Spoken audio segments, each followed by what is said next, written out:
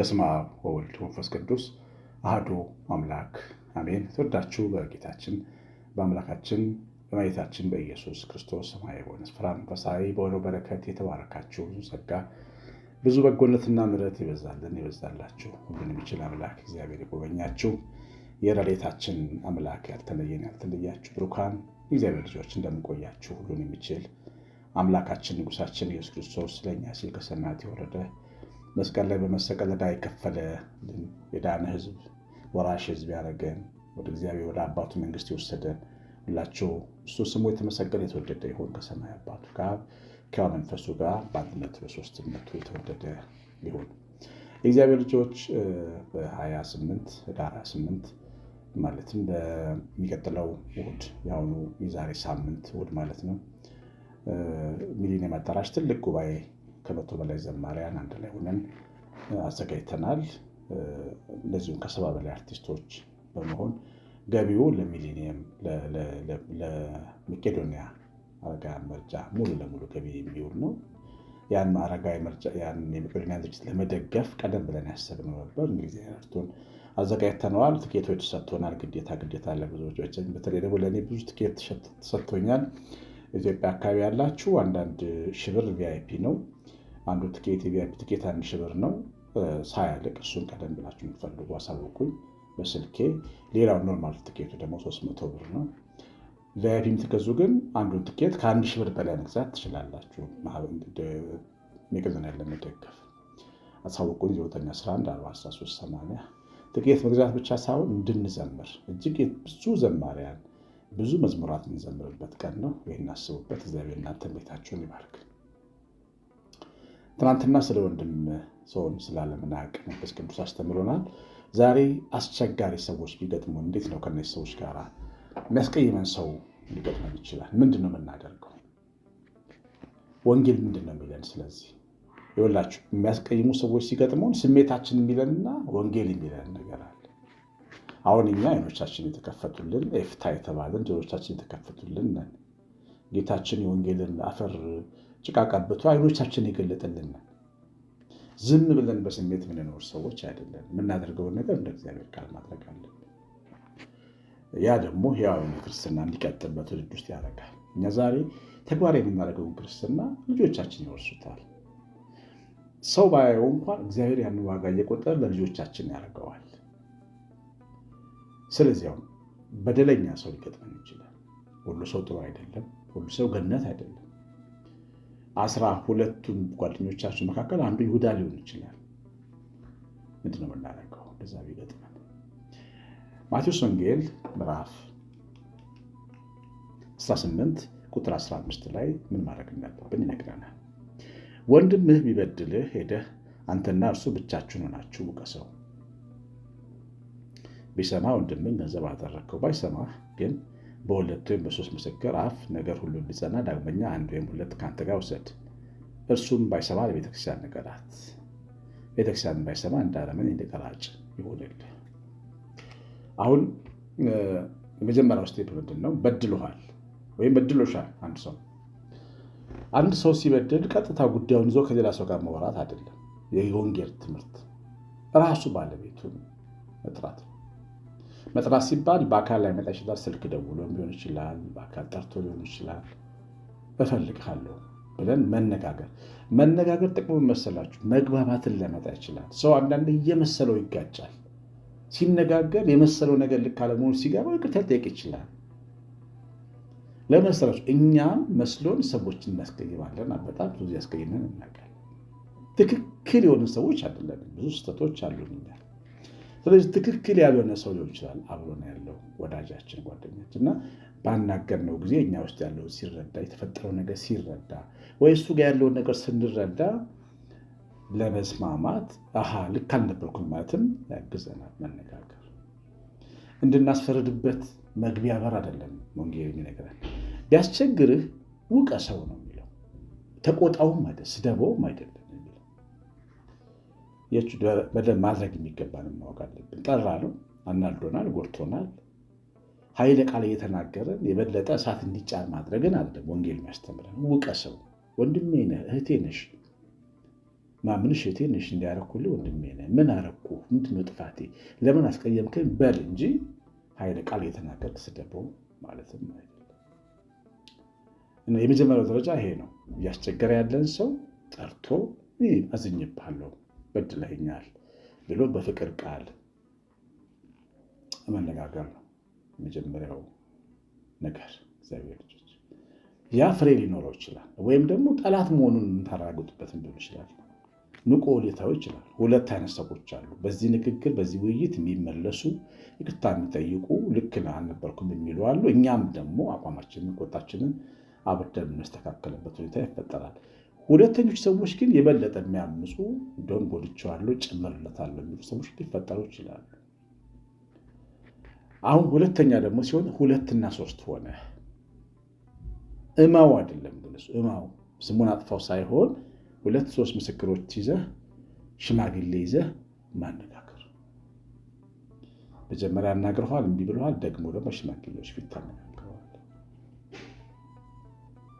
አንዳንድ ሰው ሽማግሌ የሚያፈርሰዋል። እኛ ከምንላቸው ወደፊታችን የሚመጡ ሽማግሌዎች እግዚአብሔርን ቃል የሚያውቁ አባቶች ሊሆኑ ይችላሉ። ሲናገሩ ልቡ ሊነካ ይችላል፣ መንፈሱ ሊሰበር ይችላል።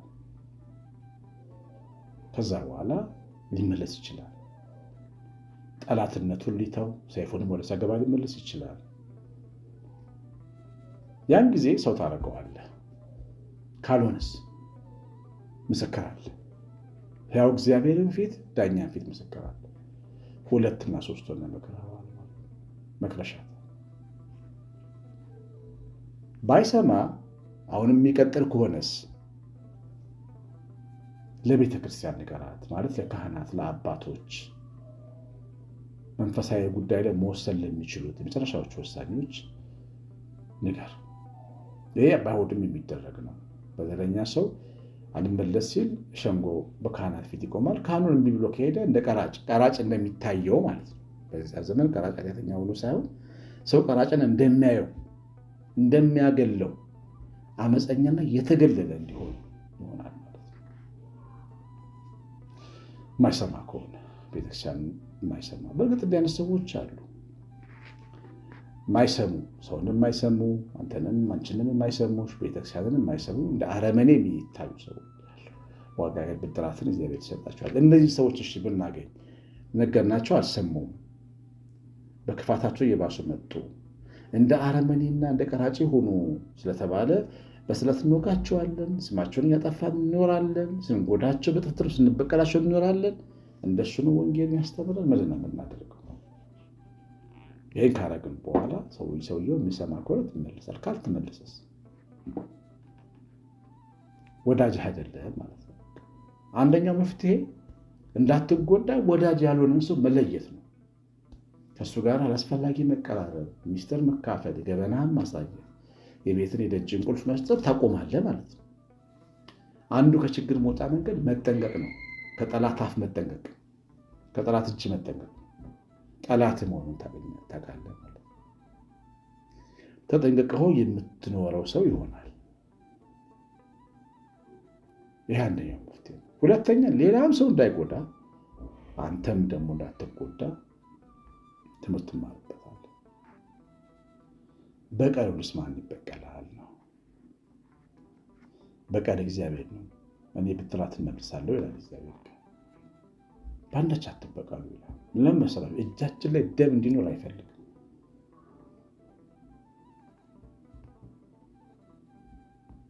የአቢግያ ባል ዳዊትን ባስቆጣ ጊዜ ዳዊትን በጣም ነው የበደለው። በተራበ ጊዜ ምግብ ከልክሎ ሰድቦን ይላክበት ናባል የተባለ ገዳይ። ናባልን ለመግደል በምሬት ተነስቶ ነበር ዳዊት ስሜታዊ እንዲሆን አደረገው። በዛ ሰዓት ዳዊት የእግዚአብሔር ጦርነት የሚዋጋ ሰው እንጂ ከአንድ ገበሬ ጋር እንደሚፋሰስ ሰው ነበር። አቢግያ መታ ግን ከጥፋቱ መለሰችው። ናባልን እግዚአብሔር ይበቀለዋል፣ አንተ ተው አለችው። አንተ የእግዚአብሔርን ጦርነት የምትዋጋ ቅዱስ ሰው ነህ፣ እጅ ደም ውስጥ እንዳይገባ አለችው። ከደም ከለከለችው። እጃችን ደም ውስጥ እንዳይገባ ባናደዱን ባበሳጩን ሰዎች በቀል ለማድረግ ስውርም ግልጽም ቀስት መወርወር እንዳንጀምር እግዚአብሔር ይበቀላል። እጃችን ንጹህ መሆን አለበት። የእግዚአብሔር ልጆች ንጹህ እጅ ኢየሱስ ክርስቶስ ድንጋይ በምስማር የተቸነከረበት ያን ንጹህ እጅ መምሰላል። ለፍቅር የተወጋ እጅ መሆን አለበት። የሚወጋ አይደለም፣ የተወጋ እጅ መሆን አለበት። እናንተና እኔ የናዝሬቱ ኢየሱስ ልጆችና ምስክሮች ነው። በቀል አልፈቅድም። እንደ እግዚአብሔር ሐሳብና ፈቃድ አይደል የምንኖረው? ፈቃድ በሰማይ እንደሆነች እንዲሁም በምድር ትኑር ብላል ምንጸልየው። ፈቃዱ ምንድን ነው? እንዳትበቀል። ስሜታዊነትህንና ጉልበትህን አምነህ ለመበቀል ከምትነሳ ይልቅ ኃይል እግዚአብሔር ነው ብለህ የእግዚአብሔርን ጉልበት መታመንህ ራሱ የእምነት አንዱ ማሳያ። የለም ራሴው በቀለዋለሁ መተዋለሁ ካልክ ውጤቱንም እናጭዳለን። እንደ አረሜን እንደ ቀራጭ ሁንልህ ሲባል ፍርድን ለእግዚአብሔር ሰጥተህ ተጠንቅቀህ ኑር ማለት ነው። ይሄንን ስናነሳ አንዳንድ ጊዜ ሰዎች እንዲጎዱንም ሆኖ መኖር ሞኝ መሆንም አይኖርብን። በተኩላዎች መካከል ልኬያችኋለሁ ይልና ጌታችን፣ እናንተ ስትኖሩ ግን እንደ እባብ ብልህ እንደ ርግብ የዋህ ሁኑ ይላል። ማን እንደሚጎዳን በደንብ ማወቅ አለብን። ያገኘነው ሰው ዝርግፍ አድርገን ሚስጥራችንን የምንነግረው፣ ገበናችንን የምናሳየው፣ ዋና ነገራችንን የምንሰጠው መሆን የለበትም። ማየት አለብን፣ መስማት አለብን፣ ማስተዋል አለብን። ስለ ወዳጆቻችን መጸለይ አለብን። ወዳጄ ከኔ ጋር ያለ ወዳጄ ነው ወይ? እኔ እንደማይሆነው ወይ አንተ የምታየው ማለት ያስፈልጋል። ጥንቃቄ ያለው ግንኙነት፣ ጠርጣራና ምንችክ ያለ ሰው መሆን ሳይሆን ግን ጥንቃቄ ያለው ግንኙነት ያስፈልጋል። አንዳንድ የሚጎዱ ሰዎች ያስታውቃሉ፣ በመንገድ ያስታውቃሉ። ስለዚህ እንዳንጎዳ መጠንቀቅ አለብን። አካሄዳችን ጥንቃቄ ይጠብቃል፣ ማስተዋል ጥንቃቄ ይጠብቃል፣ ማስተዋል እና ጥንቃቄ ይጠብቃል ይላል ጠቢቡ ሰሎሞን። አንዳንድ ችግሩን ለመፍታት ችግር ውስጥ ገብቶ ከመዳከር ቀድሞ ማጠር ተገቢ ነው። ችግር ሰዎች እንዳለን አንዳንድ ስሜታዊ ሰዎች በአንዴ ለሰው ወዳጅ የሚሆኑ አሉ። በአንዴ በቃ ልም ያሉ ወዳጆች፣ ከዛ ደግሞ ሌላ ሰው ጋር እንደዚህ አይነት ባህሪ እንዳይኖረን እግዚአብሔር ልጆች የምንወድም ሆነው የዘላለም ወዳጅ ነው እግዚአብሔር መሆን ያለብን። ግን ደግሞ በደንብ አይተን ነው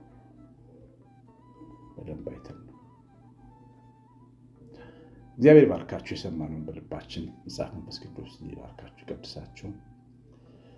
እግዚአብሔር ቸርነት የእናታችን ቤታችን ረድኤት በረከት የምላት ጥበቃ አብሮን ይሁን። በትምህርቱ ስለተደሰታችሁ ኮሜንትና ላይክ ስለምታወቅ ስለምትመርቁኝ አመሰግናችኋለሁ። ሚሊኒየም አዳራሽ ያዘጋጀነውን የመቄዶንያ ጉባኤ እንዳትቀሩ ያላችሁ ሁላችሁ አደራ እላለሁ። ትኬቱን ስትፈልጉ ስልኬን አሳውቂያለሁ። 9114380 ዋትስአፕ ላይ በላኩልኝ። እኔ ፎቶ ያነሳው ልክላችኋለሁ። የከፈላችሁበትን ስክሪንሻት ስትልኩልኝ አንድ ላይ የያዛችሁ ትገባላችሁ ማለት ነው። ግድ ወረቀቱን በእጃችሁ መያዝ ያስፈልጋችሁም። ቀሲስ አሸናፊ ነኝ። ሰላም